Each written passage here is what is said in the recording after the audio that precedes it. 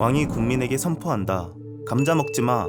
그 순간 악마의 작물인 감자는 신성한 후광에 휩싸이며 국민들을 매혹시켰다.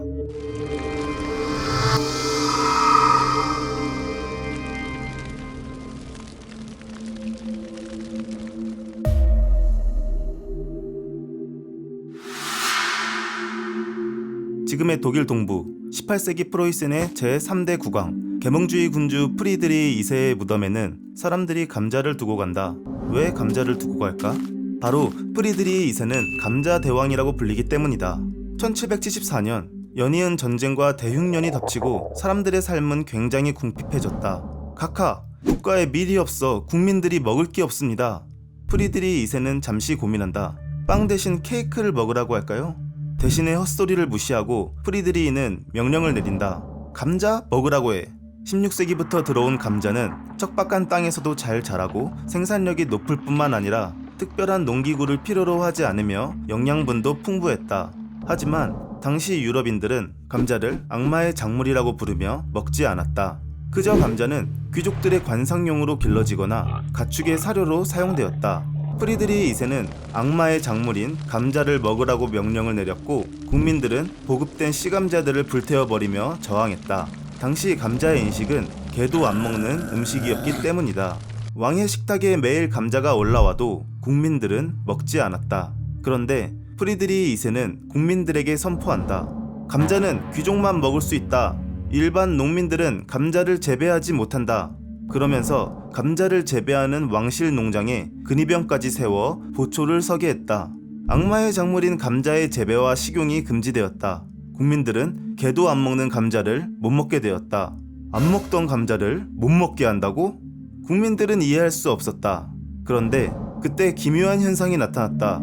악마의 작물이자 개도 안 먹는 감자는 갑자기 신성한 후광에 뒤덮여 사람들을 매혹시켰다. 그러자 상식 밖의 일이 일어났다. 감자라는 게 사실 맛있는 거 아니야? 귀족들만 먹는 귀한 음식이 감자라고? 귀족들만 즐기게 놔둘 수 없지. 귀족들의 감자를 훔쳐서 우리가 직접 재배해 먹자. 국민들은 감자를 훔쳐가거나 몰래 경작하기 시작한다. 그렇게 프리드리히 2세는 금지된 행위를 하는 것을 눈감아주고 기근을 해결하게 된다. 가축 사료로 쓰이던 흔하고 별 볼 일 없는 감자. 개도 안 먹는 감자가 갑자기 신성한 후광에 뒤덮여 어떻게 유럽 국민의 욕망을 자극했던 걸까? 방법은 간단했다. 국민들이 감자를 식용 재배하는 것을 금지하고 그 내용을 널리 선포했기 때문이다. 이제 국민들에게 감자는 먹지 말아야 할 것이며 하나의 금기로 여겨지고 감자를 먹는 것은 금기를 위반하는 것으로 간주된다. 바로 이 순간 금기와 위반의 관계 속에 인간의 특별한 사회적 욕망이 나타난다. 금기를 의식한다는 것은 어떻게 나타날까? 인간은 금기가 무엇인지 모르거나 금기에 철저히 복종하면 더 이상 금기를 의식할 수 없다.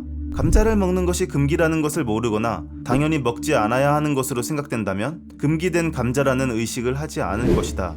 그런데 만약 감자를 먹게 될 때 두려움을 느낀다면 그것은 금기를 위반했다는 의식에서 나타난다. 금기를 위반한다는 것은 우리가 금기를 의식하고 있다는 것을 전제하며 위반에 따른 불안을 느끼게 된다. 바타유는 말한다.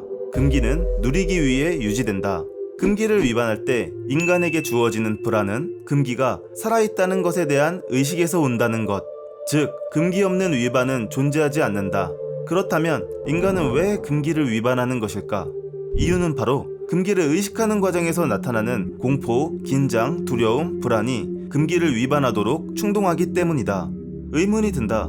공포, 긴장, 두려움, 불안은 오히려 금기를 준수하게 만드는 요소가 아니었나? 감자가 금기시되었다면 안 먹으면 그만이며 금기를 어겼을 때 느낄 수 있는 공포, 두려움, 불안을 피해갈 수 있을 것 아닌가? 혹시 공포, 긴장, 두려움, 불안이 금기를 위반하게 만드는 매혹적인 힘이 있는 것일까? 개도 안 먹던 감자는 왜 갑자기 신성한 후광에 뒤덮인 걸까? 우리는 공포, 긴장, 두려움, 불안을 본능적으로 싫어한다고 생각한다. 하지만 표현을 다르게 해보자. 우리는 스릴을 즐긴다고 표현하면 이상한가? 왜 위험한 행동을 스스로 만들어서 하는 것일까? 바타요는 말한다. 인간은 죽음에 충동을 가진다. 우리는 공포, 긴장, 두려움, 불안을 유발하며 죽음과 가까운 많은 여가 활동과 문화 콘텐츠를 즐기며 스스로 두근거림을 찾아 나선다. 그가 말하는 죽음의 충동. 인간은 죽음에 관하여 두 가지 태도를 지닌다.